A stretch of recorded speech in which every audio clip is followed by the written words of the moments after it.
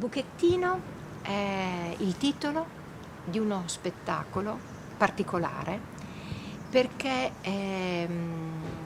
questo spettacolo adotta il testo di Perrault per raccontarlo ai bambini.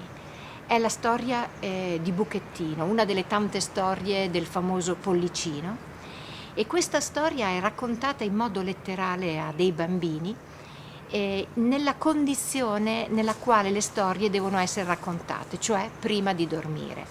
Infatti la narratrice accoglie i bambini all'interno di una stanza di legno e, e in questa stanza ci sono 50 letti dove i bambini prendono posto. Quindi la narratrice si rivolge ai bambini che si trovano in posizione orizzontale, stanno per addormentarsi.